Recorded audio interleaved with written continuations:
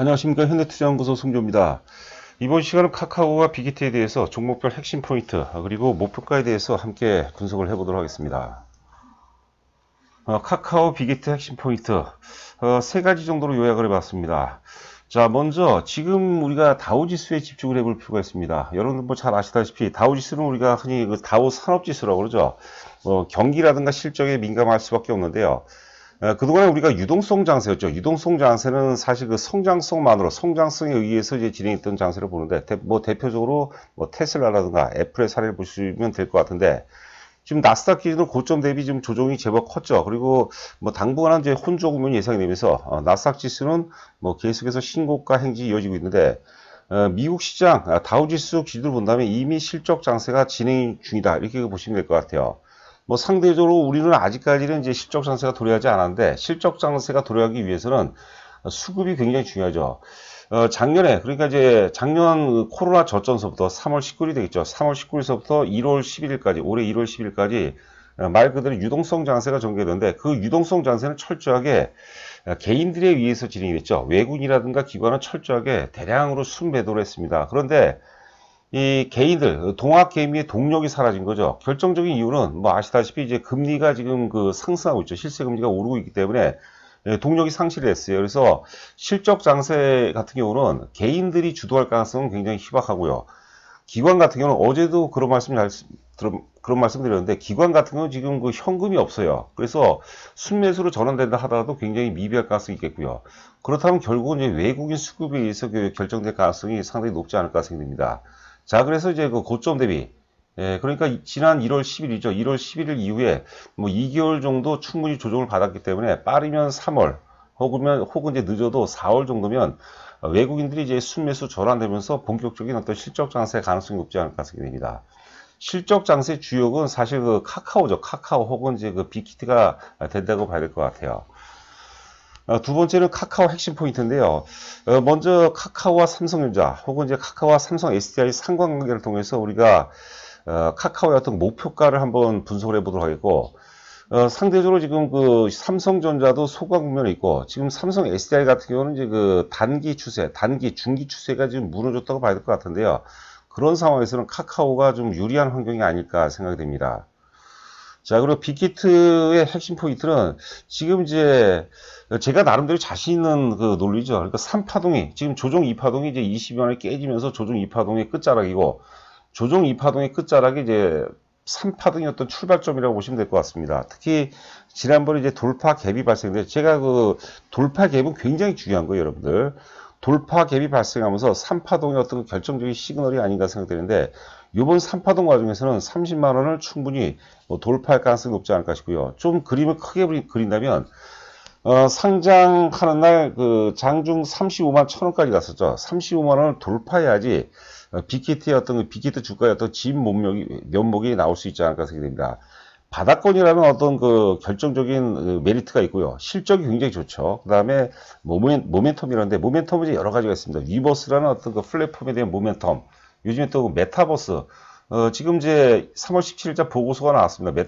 메타버스에 대한 어떤 모멘텀 얘기가 나왔는데, 그런 부분, 그런 모멘텀을 갖춤으로써 하여튼 지금 유동성 장세에서 실적 장세, 그리고 실적 장세로 넘어가는 과정 속에서 최고의 어떤 종목이 아닌가 생각이 되고 있습니다.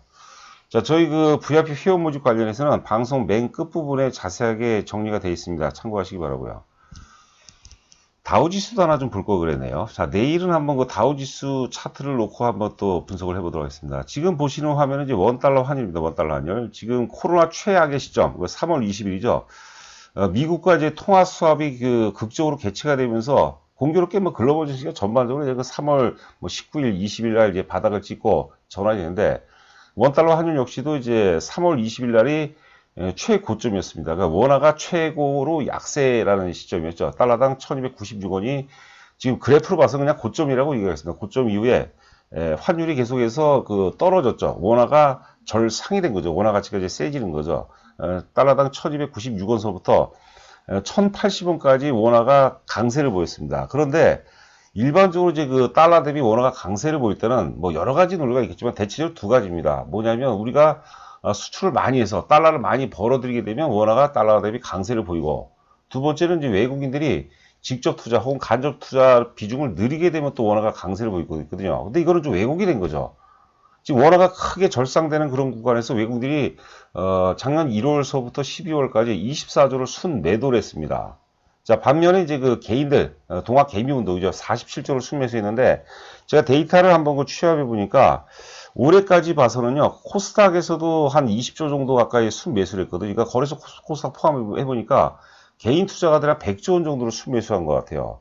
기관은 26조를 순매도했고, 올해도 굉장히 많이 했습니다. 올해 지금 얼마 되지도 않았는데, 아직 3월이 남아있는데, 올해 기관이 25조를 순매도했습니다. 매도했는데 그 중에서 이제 연기금이 한 14조 정도 순매도한 것 같아요. 그러니까 기관은 돈이 없어요, 사실. 그러니까 기관이 주도할 가능성은 제가 보기에는 뭐 재료가 가깝고, 개인이 주도할 가능성도 굉장히 낮아요.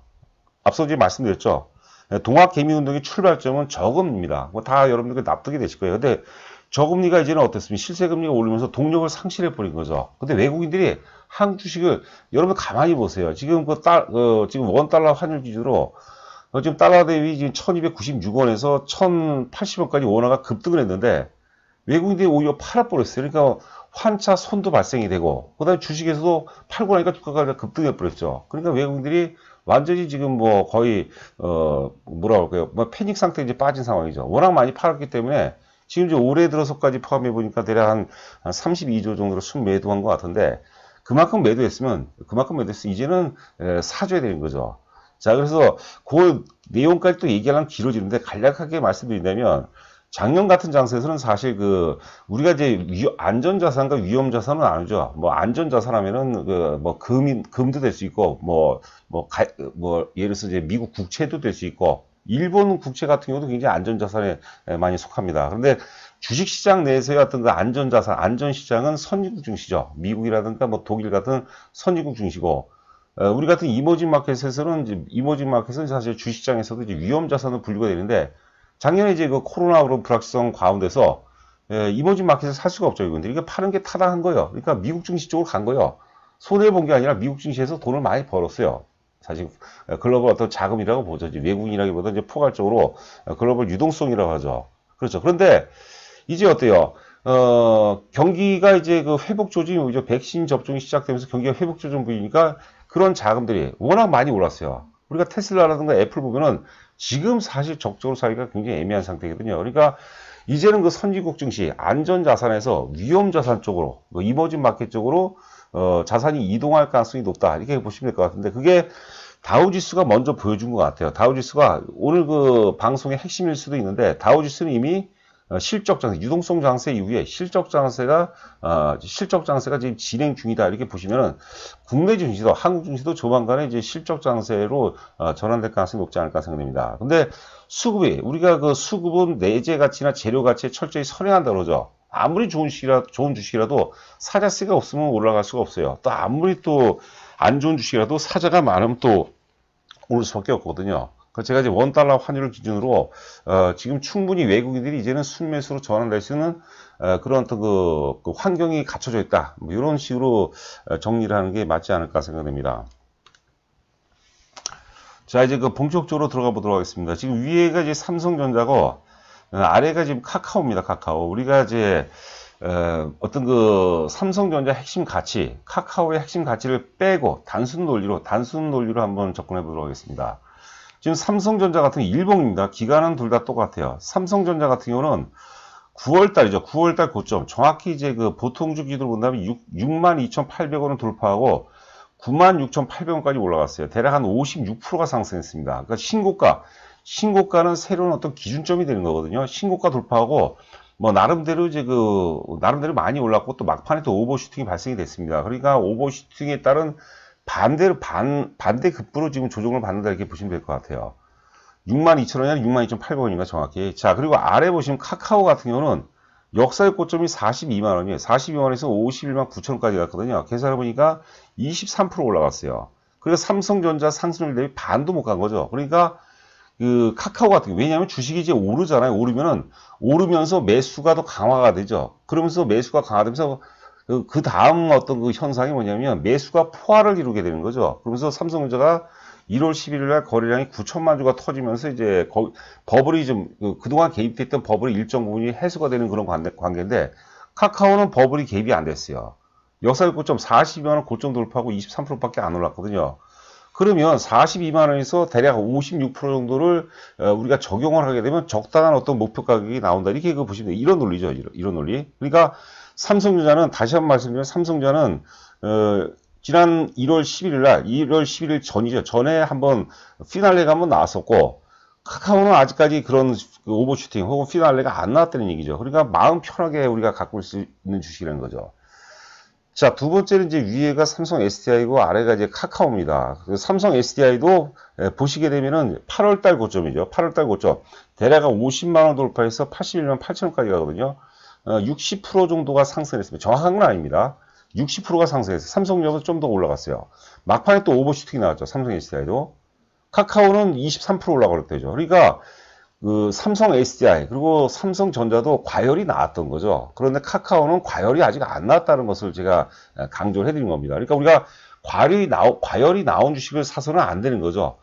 삼성 SDI 같은 경우는 저희가 같은 그 요소에 많이 비중이 굉장히 높았습니다. 그런데 지난 1월 11일 날 상당부 매도를 하고 그리고 요번에 며칠 전인가요? 지난주에 하여튼 그 70만 원에서 전량 매도를 해버렸거든요. 일단 단기 추세는 물론이고 중기 추세도 깨졌어요. 장기 추세는 아직까지 뭐 120선 아래 견디고 있기 때문에 살아있다고 그러는데 좀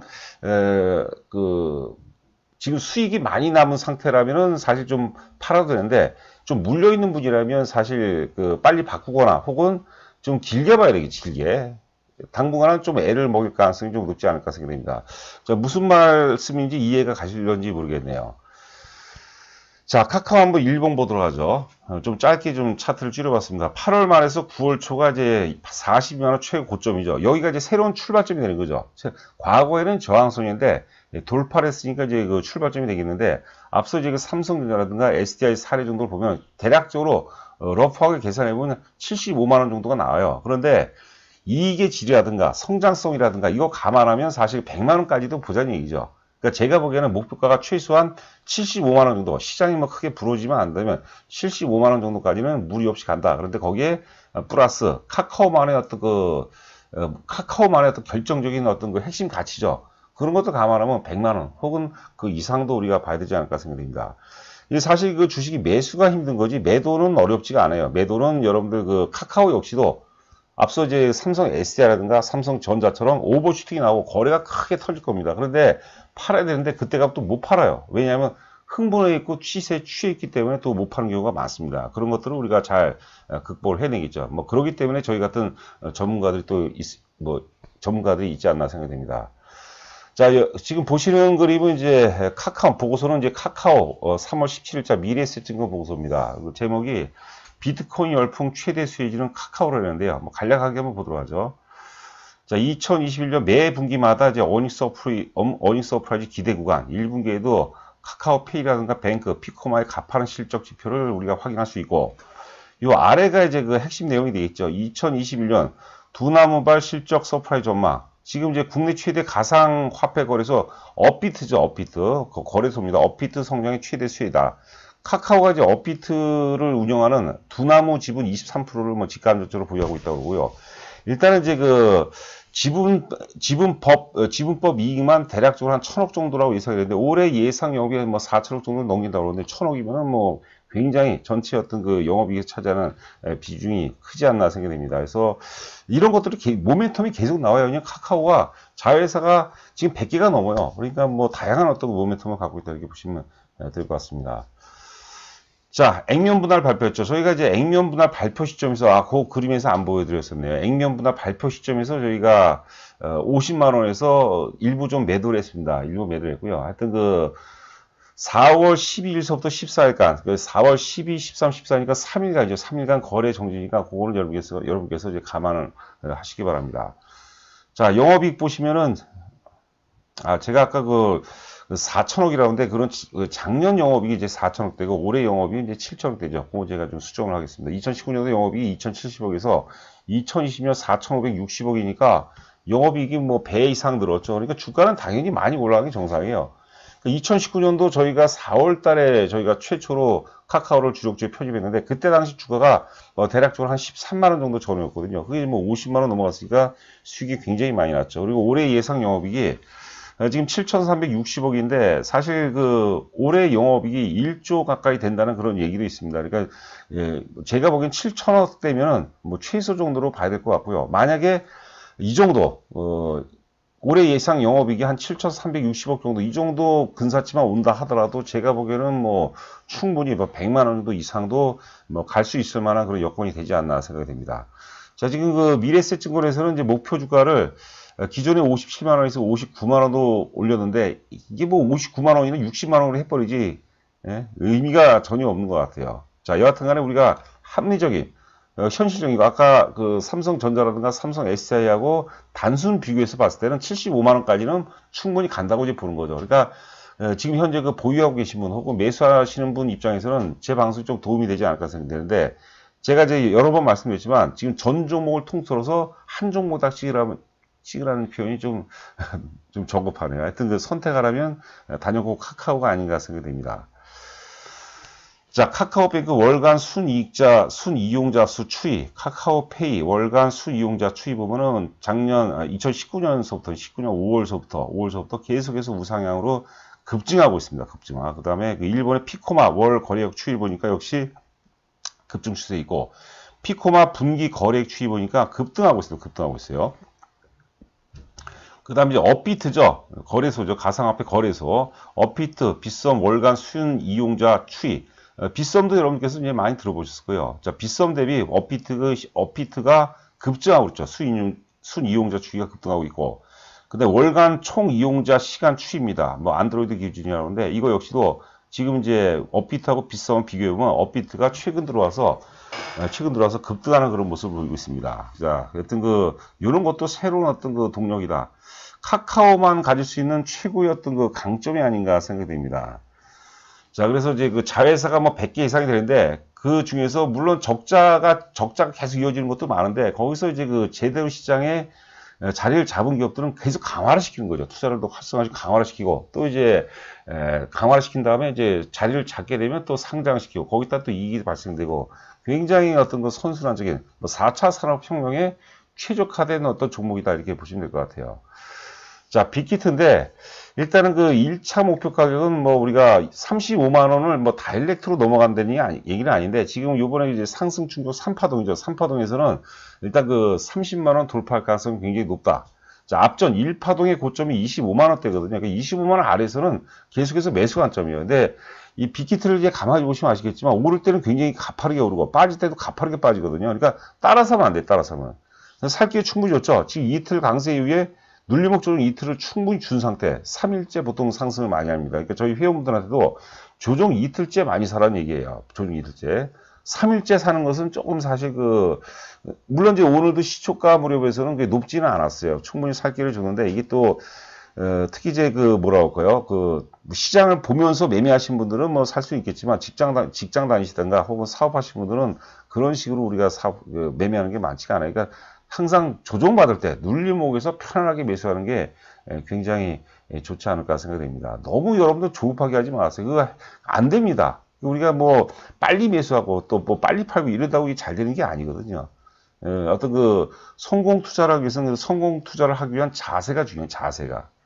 똑같은 종목을 보더라도 빅히트 갖고 제가 사실 굉장히 욕을 많이 먹었거든요. 어떤 분한테 또 굉장히 또 뭐 칭찬이라고 했던 격려 말씀도 많이 들었는데 빠진 구간에서는 그런 굉장히 또 뭐라고 할까요? 안 좋은 얘기를 많이 하는데 그런 게 의미가 없어요, 사실. 자, 하여튼 3월 10일 날 돌파 갭이 발생했는데 돌파 갭이라는 것은 사실 수급의 병목 구간이 해소가 되는 지역이고 3파동, 상승 충격 3파동이 신뢰가 가장 높다고 말씀드렸어요. 그리고 제일 많이 가는 경우가 있습니다. 그래서 우리가 엘리어트 파동이라고 보면 연장파라는 게 있는데 연장파가 1파 혹은 5파에서도 나오는 경우가 있지만 3파동에서 나오는 경우가 굉장히 많습니다. 자, 이거는 이제 3월 11일자 삼성증권 보고서인데, 간략하게 메타버스로 무대 영역을 확장한다. 엔터계 메타버스에 대한 관심 고조. 빅히트는 파티 로얄이 뭐냐면 이것도 역시 그 메타버스 가상 공간 어떤 플랫폼이라고 보시면 될 것 같아요. 뭐 아바타 같은 것들이 등장하는데 하여튼 그 파티 로얄을 통한 아티스트의 뮤직비디오 공개, 제페토 등의 이거는 네이버죠. 네이버의 손자회사죠. 제페토 등에 대한 투자로 팬과의 소통 채널 확대 및 가상 세계로 사업 영역 확장. 위버스 엔터 플랫폼의 영향력은 더욱 강화될 거. 상당히 우리가 기대하는 대목이죠. 자, 영업이익 보시면 이제 그 2019년도 990억에서 작년에 1420억, 올해 예상 영업이 삼성권에서는 2610억인데 역시도 이 정도, 이 전망치하고 실제치하고 일치한다면 30만 원이 아니죠, 30만 원. 그 이상을 봐야 된다. 제가 최고점 35만 원을 보는 거라면 아예 추천을 안 합니다, 여러분. 그 이상을 우리가 좀 봐야 되지 않을까 생각합니다. 자, 저기 현대투자 회원 모집 관련해서는 그냥 제가 보기에는 지금 방송을 들으신 분 중에서 빅히트를 많이 갖고 계신 분이 있어요. 그리고 혹은 카카오를 많이 갖고 계신 분이 있는데 혼자 하는 것보다는 이렇게 문자 받으면서 하시는 게 뭐 훨씬 낫지 않을까 생각이 듭니다. 저희 법인 계좌를 입금하시고 입금하신 다음에 제 전화번호로 조남을 보내주시면 제가 장 시작 전에 인사 말씀서부터 해서 상세하게 좀 안내를 해드릴게요. 저희가 문자를 가입하시면 보내드리거든요. 먼저 한 2종목 정도 문자를 보내드리는데 뭐 잘 이해가 안 가는 부분들이 있을 거예요. 그래서 제가 전화 통화를 통해서 상세하게 설명을 해드리도록 하겠습니다. 자, 남은 시간도 건승하시기 바랍니다. 감사합니다.